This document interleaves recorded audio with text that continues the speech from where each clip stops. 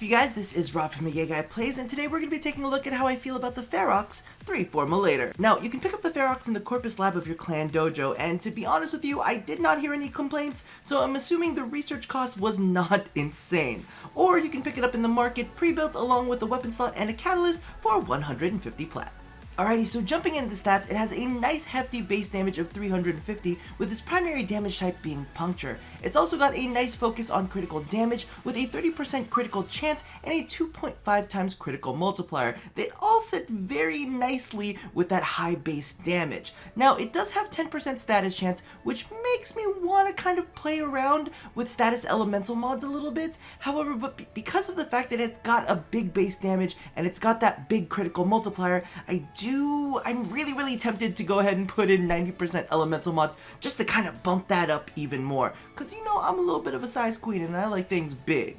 The only other stat that I really want you guys to pay attention to is its charge up time and its fire rate. And that's mainly because it's considerably slower than the Javelin, so you will be seeing me use speed trigger on it just to kind of speed it up a little bit. Alright, so playing around with it a little bit, I kind of wanted to see where its threshold sat. And to be completely honest with you, it seemed to be only really effective up to about level 80 enemies. One of the things that I love about the weapon is its high accuracy makes it very easy to score headshots. So that works super well hand in hand with its high critical chance, because you get the headshot multiplier and then you get the critical chance multiplier and you just end up wrecking. However, at about level 80 is where it really stops shining. Anything past that, I tried that on level 90s and it just didn't feel as good. Now, as you can see, this is kind of like where I was talking about the charge rate and fire rate. It feels a lot slower than the Javelin, to be completely honest with you. So to get those headshots in and get them in quick, you definitely do want to kind of focus a little bit on the fire rate. Now, what I wanted to show you next is its alternate fire. Now, as you can see, what it basically does is when you use the alternate fire, throws the Javelin down, takes about all enemies within a 5-meter radius of it, and slowly drags them into the center. What ends up happening after that is every 5 seconds you get an electric shock. I think the base is about 150 electricity, but it does seem to be affected by your base damage mods, and it also seems to be affected by your elemental mods as well, because as you can see, we are getting procs off of it, or we were getting procs off of it from corrosive, so it's not necessarily strictly electricity.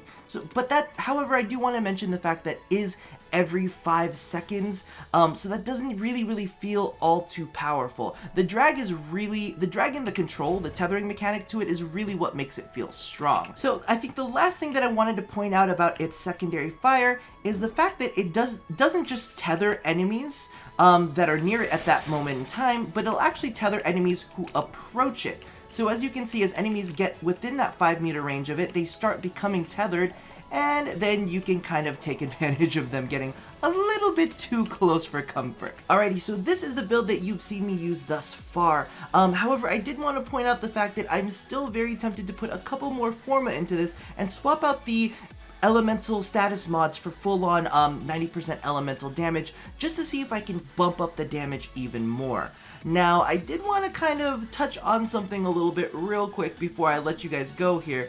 I've seen a lot of comments in the YouTube section saying things along the lines of, oh, XYZ, you know, YouTuber said status is the best, yada yada yada, blah, status is king, status is king. I'm gonna tell you right now, crit still has its place. For anybody who has been brainwashed into thinking that status is the only way to go, I have to remind you, status is fantastic against enemies that you cannot kill straight out of the gate.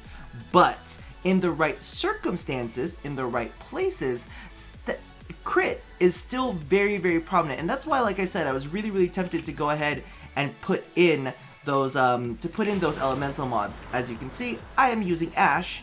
And for those who don't know what's coming next, yes, this is one-shotting level 145 enemies. So, again, or wait, well, one-shotting, two-shotting, if I get a good headshot in, you can definitely take these enemies out in one shot because of that high critical damage.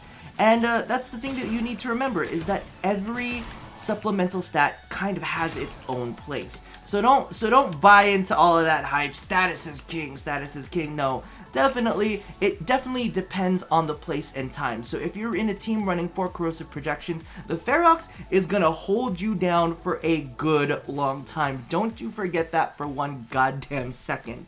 However, status is king for other weapons when maybe you don't have that 4 corrosive projection stack, or when you're in a team that just, you know, kind of wants to fucking fuck around, or maybe you're running solo. But that's a little bit of a demonstration of how much of a powerhouse the Ferrox can be in the right circumstance. I mean, picture that with 90% elemental mods. I mean, that was a one-hit kill. That shit will all be dead. So that about does it for my, I guess, review. I don't know, I'm still working on a new format for this and how all of this kind of works out, so please bear with me while I experiment.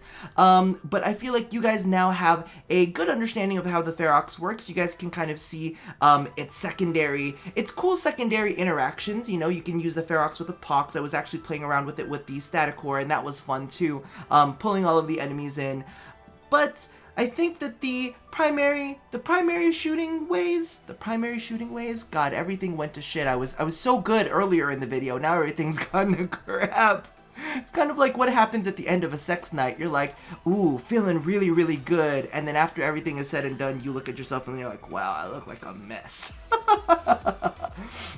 But anyways, the primary fire is really where this thing shines. Its secondary is a great supplement for a strong secondary that's made for AoE damage. It's a really cool synergy. I really, really like that about the weapon. Overall, I'm having a lot of fun with it. Probably gonna go and dump some more Forma into it. So I'm gonna leave you guys there. And as always, love somebody, hurt nobody, and touch your body. Let me know how you guys feel about the Ferrox in the comments below, and I'll talk to you guys later. Bye-bye!